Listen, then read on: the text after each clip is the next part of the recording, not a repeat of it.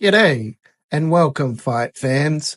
This week coming to you from UFC Mexico, and the action is going to get as hot as the chili peppers. I've got my husky here with me, ready to give her picks for this week's card. Gets a Trito for every fight she predicts correct. Who is going to win the main event? The local Mexican or the faraway warrior from down under? Kelvin Gastelum pull off the upset victory. Raul Rosas Jr. get that sub that he's looking for in Mexico?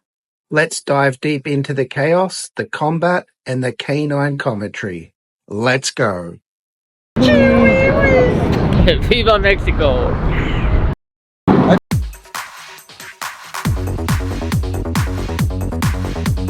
Kicking off the card in the lightweight division, we have Austin Hubbard versus Mikel Medeiros. Mikel's best chance to victory is to avoid Austin's wrestling and keep the fight at range. His striking will be key, using speed and footwork to stay elusive while landing clean shots. He doesn't need a knockout, outstriking Austin with volume, and precision over 3 rounds should be enough, especially if Austin struggles to close the distance. If Austin overcommits, Mikel can capitalize with counters. Austin's best chance to win is to close the distance and implement his wrestling. By securing takedowns and controlling ground game, he can neutralize Mikel's striking. If he pressures Mikel and avoids getting outstruck, Austin can grind out a decision by maintaining control on the mat. He'll need to be aggressive and force Mikel into uncomfortable positions. Mikel's superior striking, movement, and creativity will give him the edge, making it difficult for Austin to establish offense. As long as Mikel avoids takedowns and controls the distance, he'll win the decision. I have Mikel winning by decision.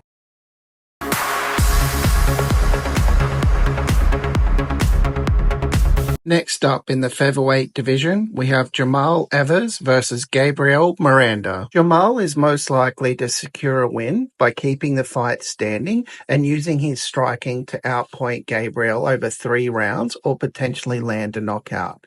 His ability to maintain distance will be critical, as Miranda is particularly dangerous in close-range exchanges, especially with his grappling.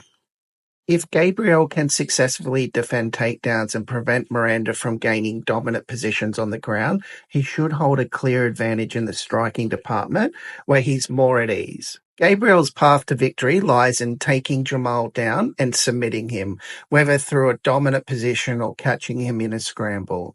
If Jamal is able to close the distance and control Emmers for extended periods, he could win by decision. This would require pressing Emmers against the cage, avoiding his striking and securing takedowns. Jamal holds a technical striking advantage and the ability to fend takedowns, which will be critical against a grappler like Gabriel, while Gabriel has a dangerous submission game. Jamal's skill in keeping the fight standing and outstriking his opponent should give him the upper hand over 3 rounds. If Miranda struggles to secure takedowns early or control Emmers on the ground, Jamal will likely cruise to a decision victory. My prediction, Jamal Emmers by knockout.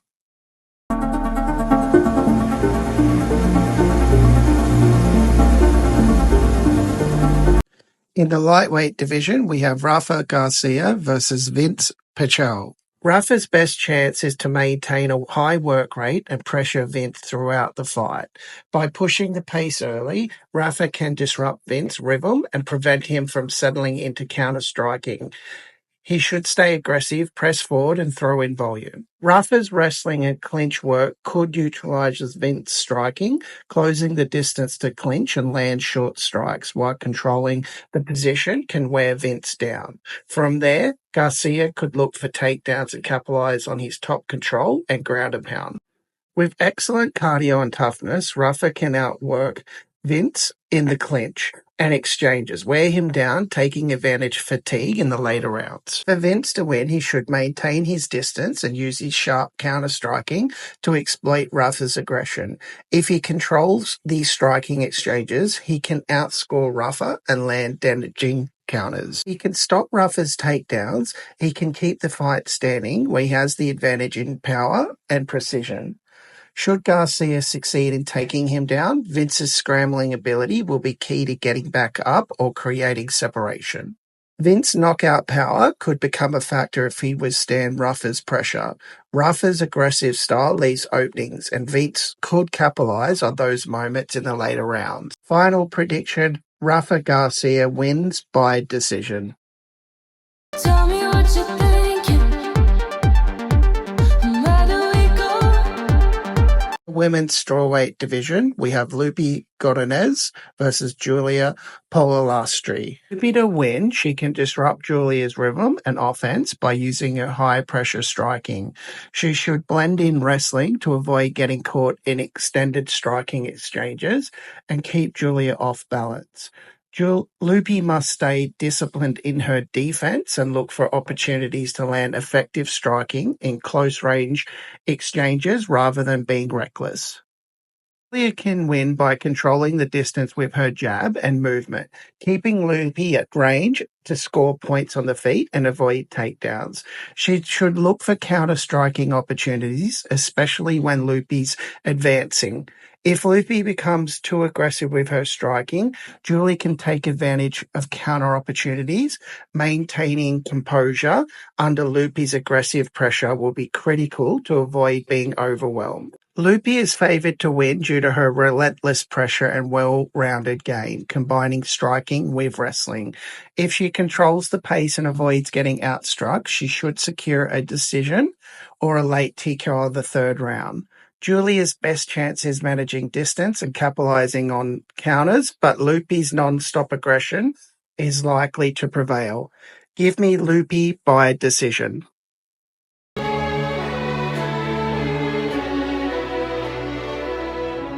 Featherweight division, we have Melquizael Costa versus Christian Rodriguez. Costa's path to victory, he'll need to close the distance and use his grappling to control Rodriguez and take the fight to the ground. His best chance would be to grind Rodriguez down with top control, look for submissions, and make the fight ugly with clinch work.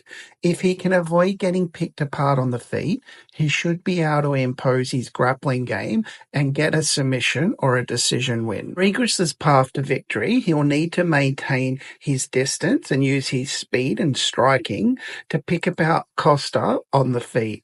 He'll want to avoid being pressured and taken down, as Costa's grappling is a real threat. By sticking and moving and using his footwork and landing clean punches from range, Rodriguez could win a decision or potentially secure a knockout if Costa leaves himself open. I think Christian Rodriguez will have the edge in this matchup. His striking is sharp and his footwork is likely to be a key factor in avoiding Costa's pressure. While Costa is a strong grappler, Rodriguez has shown the ability to defend against takedowns well enough to keep the fight standing. If Costa can't get him to the ground, he could struggle to find success. I see Rodriguez being able to outpoint Costa, especially in the earlier rounds, with his speed, movement, and technical striking. Final prediction, Christian Rodriguez via decision.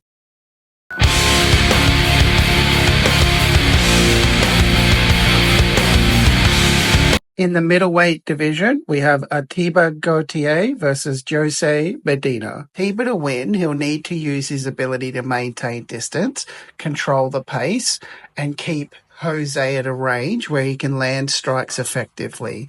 His recent knockout win highlights his striking power, and he should focus on landing heavy blows to overwhelm Jose. With an average fight time of 9 minutes, Ateba can push for a fast-paced fight, potentially tiring Jose and opening up opportunities for defensive strikes. Jose's boxing background suggests he thrives in close quarter combat. He should aim to close the distance, land hooks, and avoid staying at range where Ateba's striking can be dangerous. With 11 professional bouts under his belt, Jose's experience can be a key asset, allowing him to use his veteran strategies to neutralize Ateba's reach and youthful energy. Additionally, if the opportunity arises, Jose could try to take the fight to the ground using his grappling to diminish Ateba's striking advantage. If Ateba can land a knockout blow, he could win within the first 2 rounds. However, if Jose can survive an early storm, maintain a disciplined game plan, and use his grappling or superior striking technique, he could win a decision or potentially ending the fight in the later rounds. Final prediction, Ateba by knockout.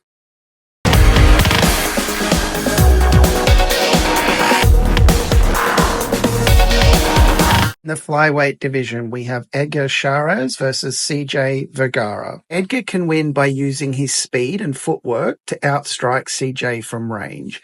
His ability to avoid damage and land counters could frustrate CJ, especially he avoids getting caught in the pocket. He could also try to take CJ down and control the fight from top position. Edgar has decent submissions and he can get CJ on the mat. He could work to secure a dominant position and possibly finish with a submission. Both fighters are skilled, but their styles present different challenges. Edgar is the more technical, well-rounded fighter, while CJ is a pressure fighter with knockout power. If Edgar can avoid getting taken into a brawl and use his speed and movement, wrestling to control the fight, he has a strong chance to win. CJ, on the other hand, could win if he is able to impose his pressure and land heavy strikes in close quarters.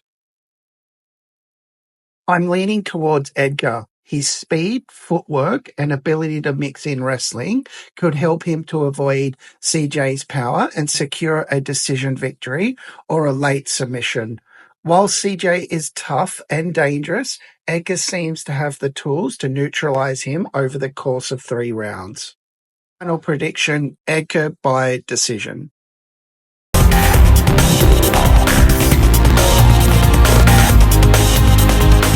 Flyweight division, we have Ronaldo Rodriguez versus Kelvin Borjas. Kelvin can look to dominate the stand-up game with aggressive punches and kicks, possibly landing a knockout if he catches Ronaldo with a powerful shot.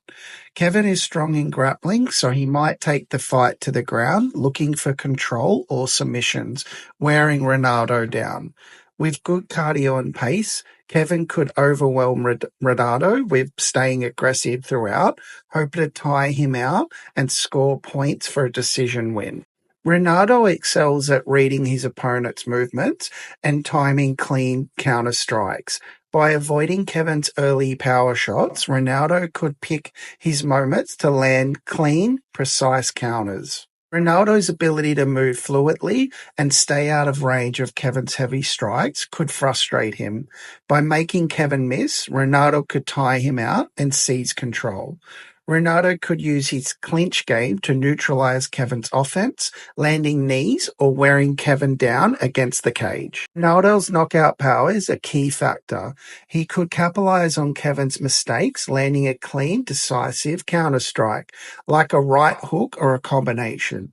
This could end the fight with a KO. Ronaldo wins by staying calm and calculated throughout the fight. He avoids Kelvin's big punches early on, using head movement and footwork to frustrate Kelvin.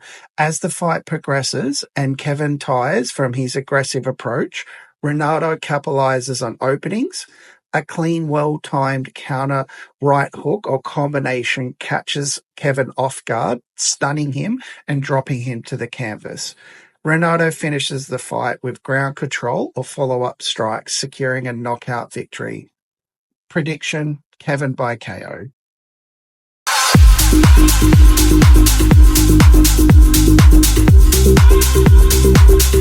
Bantamweight division, we have David Martinez versus Saimon Oliveira. David should look to keep the fight standing and outstrike Saimon with his speed and technique. He has the advantage in terms of creating offense, particularly with his hands and kicks. David could try to target the body to wear down Saimon's stamina over time, opening up opportunities to land more strikes upstairs. By maintaining distance, David can avoid getting caught in Simon's grappling exchanges when he may be at a disadvantage. For Simon to win, his best chance is to use his grappling and neutralize David's striking. If he can close the distance and secure a takedown, he can work from top position or threaten with submissions. Once on the ground, he'll likely look to pass guard and control David's movement, either going for submissions or attempting to wear him down with ground and pound. Must avoid standing exchanges for too long, as David is likely to have the advantage in striking speed and technique.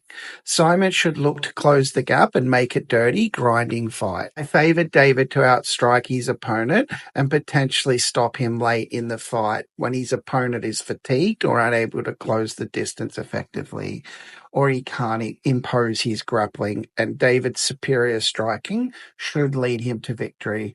Give me David by KO.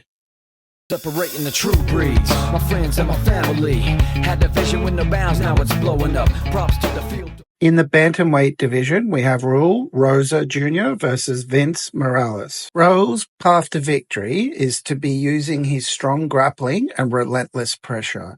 He should focus on closing the distance quickly and taking Vince down to impose his ground game.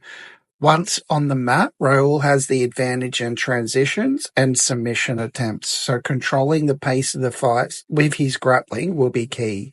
He should avoid getting caught in extended striking exchanges and instead to look to grind Vince out with his wrestling. For Vince to win, he'll need to secure a win by utilizing his striking and keeping the fight standing. His jab, movement and distance control will be critical in keeping Raul at bay. If Vince can maintain range and avoid getting taken down, he could win the striking battle and score points. Additionally, Vince should capitalize on any mistakes Raul makes in striking exchanges and look for counter opportunities, especially when Raul's overcommitting to his attacks. Raul has the advantage due to his grappling and ability to control the fight on the ground. If he can close the distance and take Vince down, he should secure a dominant position and potentially a submission victory. Vince has a chance if he can keep the fight on the feet and avoid the takedowns, but Raul's grappling and pressure should ultimately lead to victory, most likely by decision or submission. Final prediction, Raul by submission.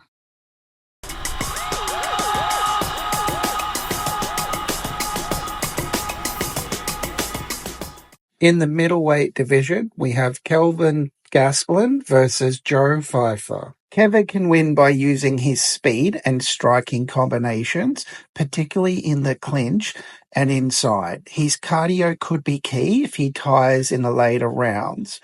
Kevin's defensive skills, including head movement, will be critical to avoid Joe's power, allowing him to win by accumulating strikes.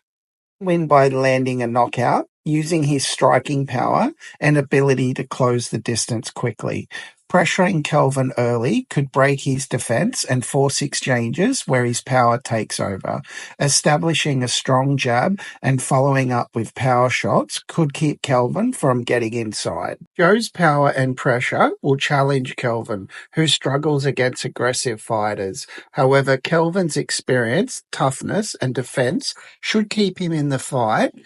Joe's reckless pressure and superior striking will likely win him the rounds, leading to a decision victory. I have Joe by decision.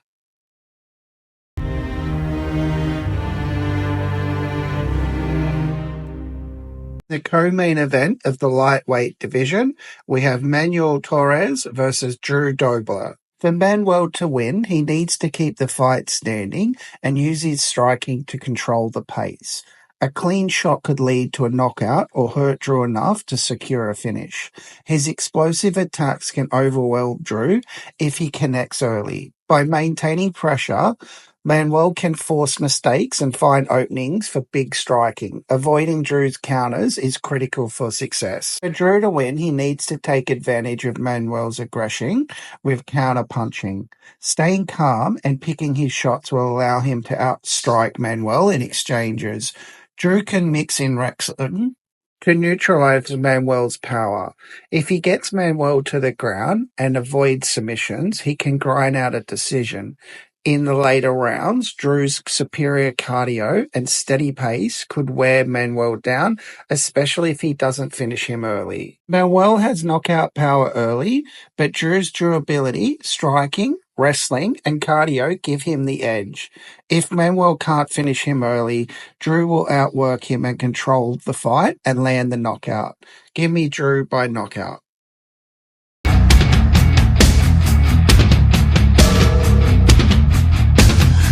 In the main event of the evening, in the Flyweight division, we have Brendan Moreno versus Steve Erceg.